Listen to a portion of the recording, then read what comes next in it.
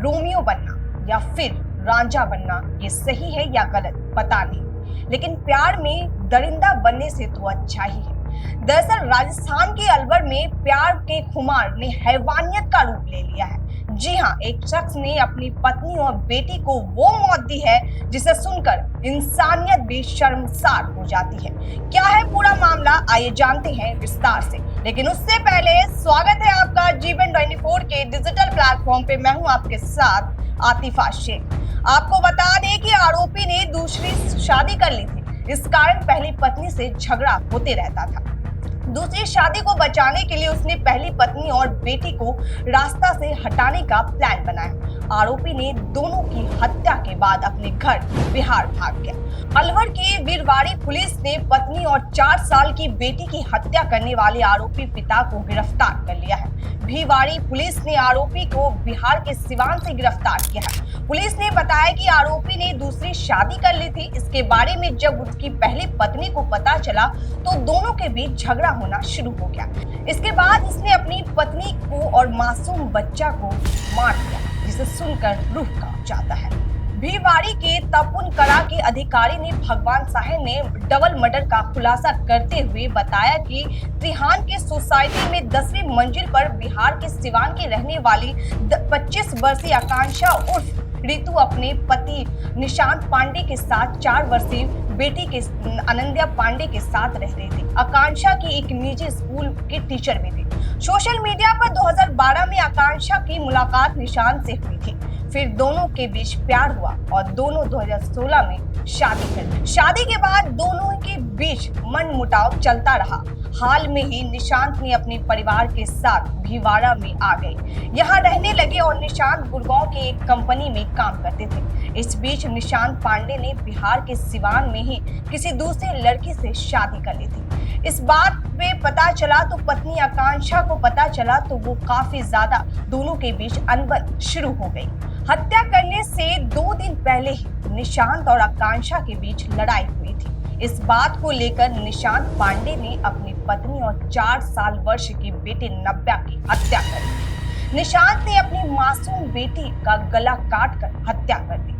उसके बाद पूरा रात शव के पास बैठा रहा। अगले दिन सुबह होने की तैयारी में थे और जैसे सुबह हुआ फ्लैट बंद करके वो घर से भाग गए।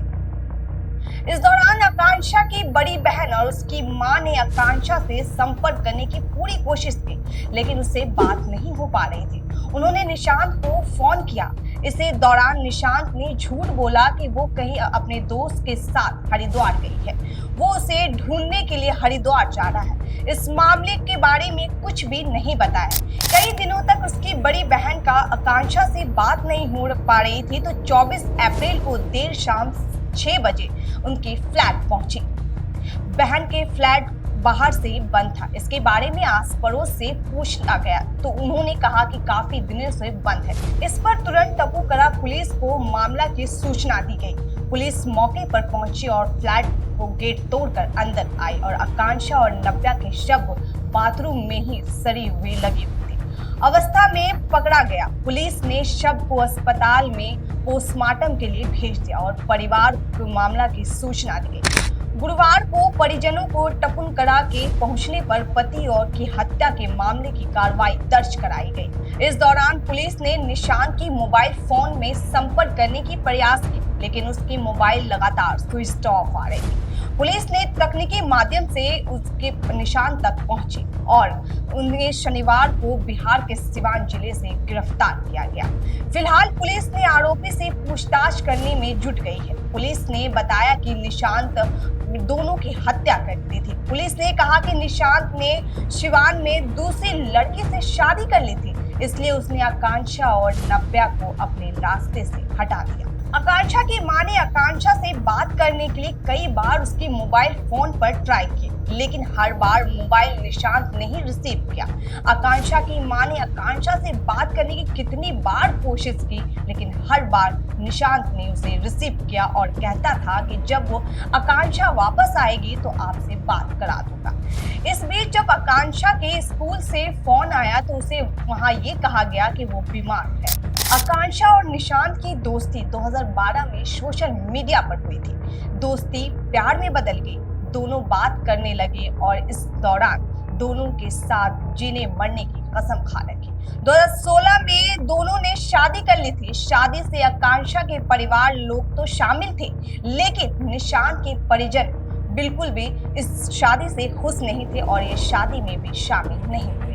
पुलिस ने पूछताछ में निशांत ने बताया कि 14 अप्रैल को उसकी आकांक्षा के साथ लड़ाई हुई थी। उसके बाद उसने हत्या कर दी। 17 अप्रैल के शाम समय उसने फ्लैट के सभी खिड़की और दरवाजे बंद कर दिए। उसके बाद आकांक्षा के गला काट कर हत्या कर दी। इस घटना को अंजाम देने के बाद उसने अपनी 4 साल की बेटी नव्या की गला काट कर हत्या कर दी। क्राइम से जुड़ी खबरों के लिए बने रहिए हमारे साथ और देखते रहिए G24 का डिजिटल प्लेटफॉर्म।